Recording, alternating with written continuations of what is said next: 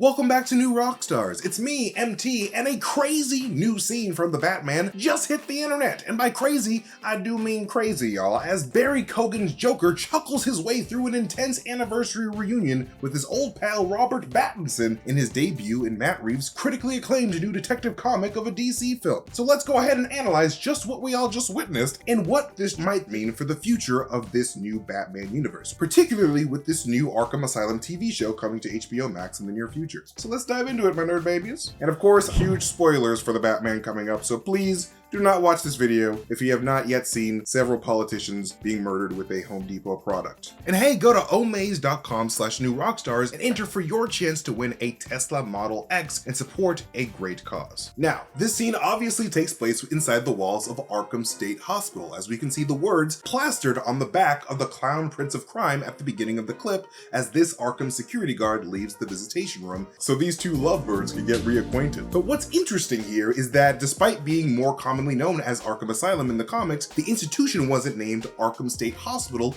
until 2019's Joker film and has been unique to that Joker universe. And though the Batman has been confirmed to be in a separate universe than the Joker film, I still thought it was a nice touch considering that the last time we saw the Joker on the big screen, he was locked away in an Arkham State Hospital as well. So it's a nice little bridging between these two variant Jokers inside of these variant Arkham State hospitals. But anyways, after the Batman hands over the Riddler's file with a silent look of disdain on his face, Joker jokingly calls it a present for their anniversary that is apparently coming up very soon. Present? Almost your anniversary, isn't it?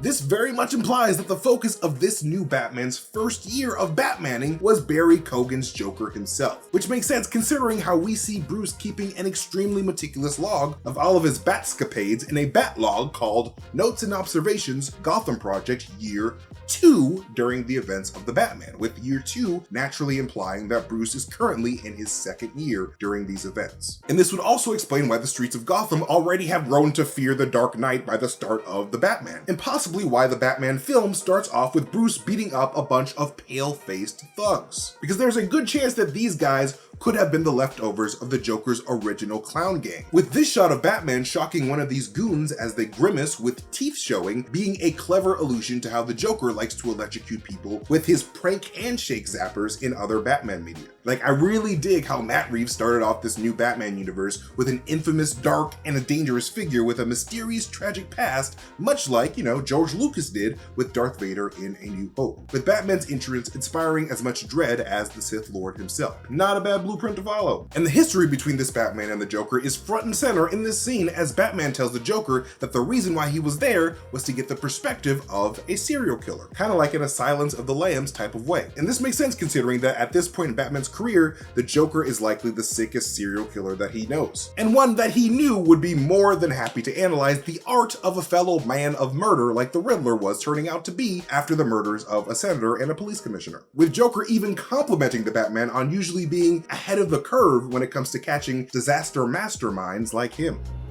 Any theories? Not yet. Really?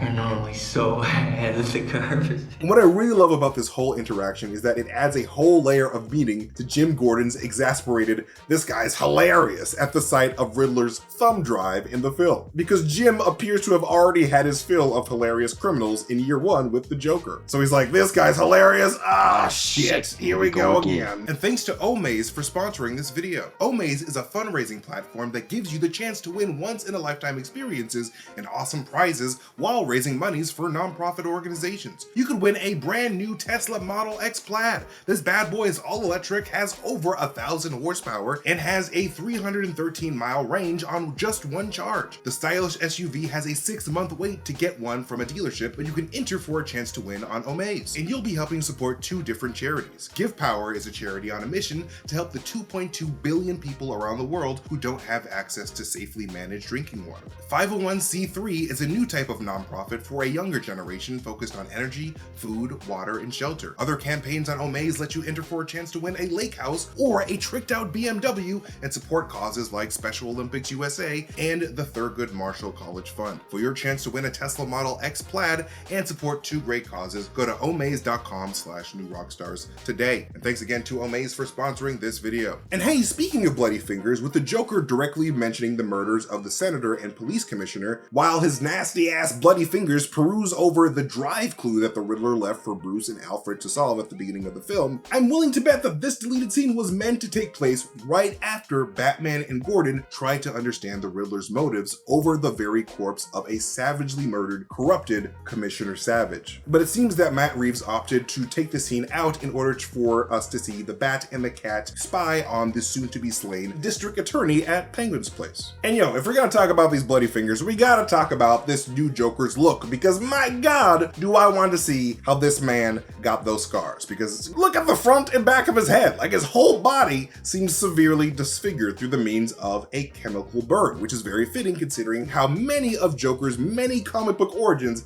have him starting off as a relatively low criminal before falling into a vat of toxic waste at Ace Chemicals. But instead of emerging from the vat as attractive as your, Margot Robbie's or a Jared Leto, director Matt Reeves opted for a more realistic take on a chemical burn victim that would match up with his more realistic take on his Gotham as a whole. Like, we are definitely seeing a Joker without his wig or clown makeup for sure here. But that's okay. Joker's boyfriend would never judge him without makeup. They love each other too much. And the Joker's bloody fingers in this clip very much suggest a very recent pattern of self-mutilation that the Joker has seemingly picked up during his time at Arkham, possibly going insane without any like-minded psychopaths like the Batman to chat with. That is until the Riddler's file appears to spark a little hope within the Joker, because maybe if he helps his best friend Batman catch this Riddler guy, then maybe Batman could return the favor by bringing this intriguing new friend to the Joker at Arkham to start a Batman fan club. Because, as we can see from this clip, the Joker claims to know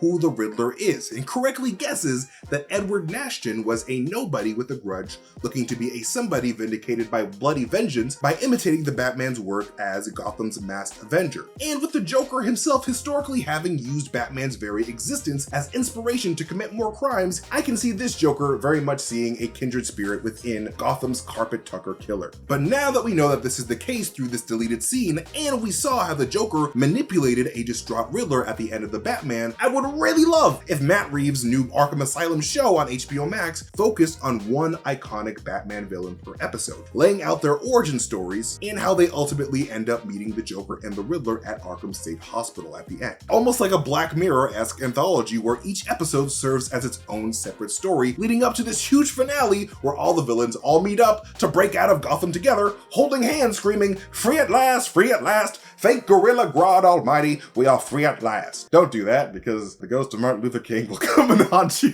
forever. And just how could Joker escape? Well, let's just say Batman left that visiting room with one less paperclip that he came in with.